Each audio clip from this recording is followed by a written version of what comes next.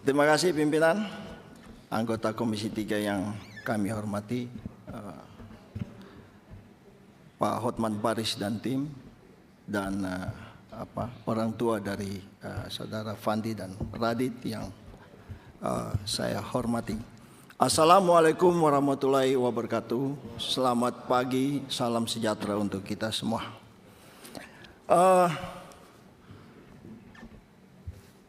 Saya mulai masalah ini pimpinan, karena tadi pimpinan juga singgung mengenai komentar dari JPU itu. Menurut saya ini kan sebenarnya hal yang kurang pantas.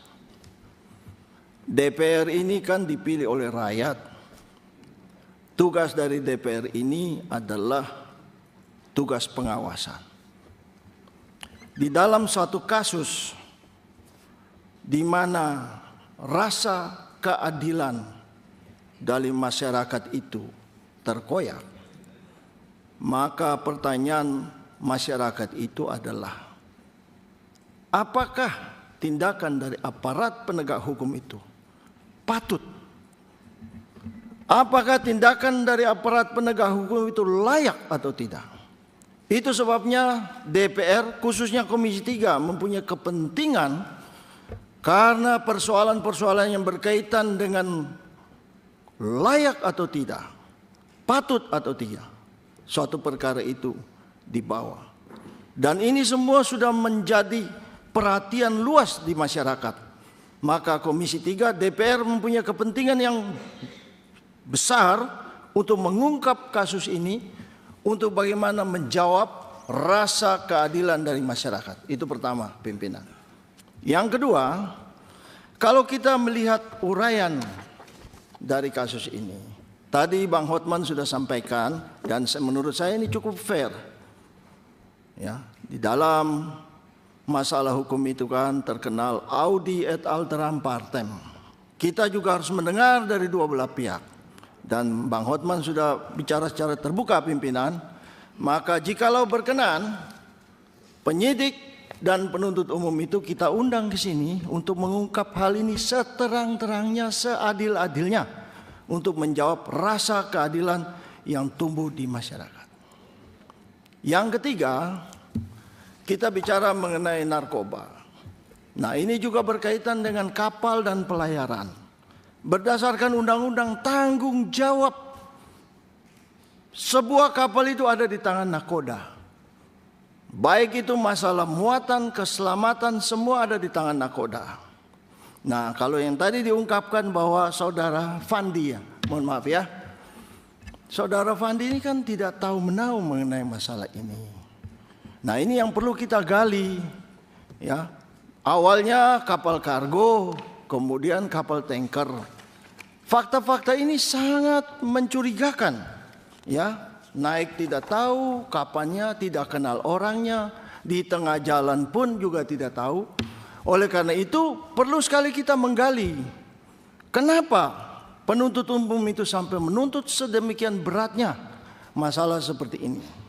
Ini pimpinan itu yang pertama. Yang kedua, sebelum saya menguraikan mengenai kasus kedua ini, mungkin Bang Hotman, saya tadi mendengar bahwa almarhumah korban ini dibenamkan di dalam pasir, ya, apa betul? Nah, betul ya.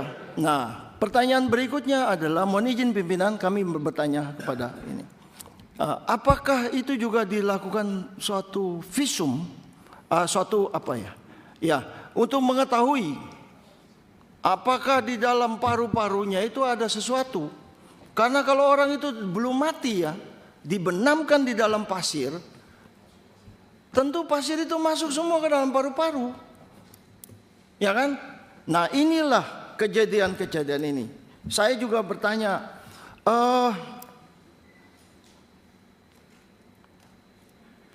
di dalam visum itu kita juga ingin tahu, apakah pada saat kapan, ya, almarhumah ini meninggal.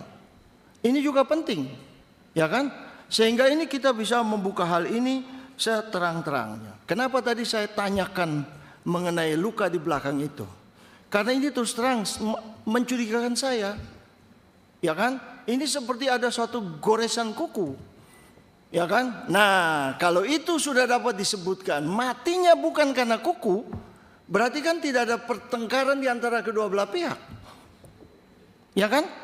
Nah, dari situlah kami juga bertanya begini. Pada saat diperiksa saudara Radit ya, apakah ada rekamannya? Apakah yang bersangkutan didampingi oleh pengacara pada saat diperiksa? Pakai ini Mbak, pakai ini karena direkam. Waktu saat di poligraf anak saya tidak ada pengacara, Kanit bilang tidak perlu pengacara. Kanitnya bilang nggak perlu pengacara. Ya, tidak perlu pengacara mendampingi, disuruh turun ke bawah. Saya saat itu naik ke atas. Anak saya kondisinya masih dalam keadaan sakit dan perlu pengobatan, kan masih ada pasir di dalam telinganya, tapi tidak dilakukan. Anak saya sampai sekarang masih mendengung telinganya. Ya, ini pimpinan, ini sangat berat karena kan pasalnya pembunuhan ya, Bang Hotman ya, pembunuhan ya, ya, pembunuhan. Memang dijuntukan, Pak, pakai pasal penganiayaan berat yang mengakibatkan kematian. Ya, ancamannya pasti di atas 4-5 tahun kan? Nah, apalagi ancaman seperti ini. Yang berikutnya, pada saat yang diperiksa itu, yang bersangkutan kan dalam keadaan tidak sehat. Ya. Pertanyaan pertama dari penyidikan, apakah Anda sehat? Betul nggak itu? Nah, nah ini persoalan-persoalan seperti ini, menurut saya ya sangat-sangat mencurigakan pimpinan. Oleh karena itu, tentunya kami ingin agar kalau berkenan penyidiknya dan penuntut umumnya diundang ke sini. Memang terus terang ya, kami tidak ingin mencampuri proses yang sedang berjalan di pengadilan. Tapi kami sebagai wakil rakyat ingin agar agar hukum itu menjawab rasa keadilan dari masyarakat. Kira-kira demikian, terima kasih dan selamat pagi.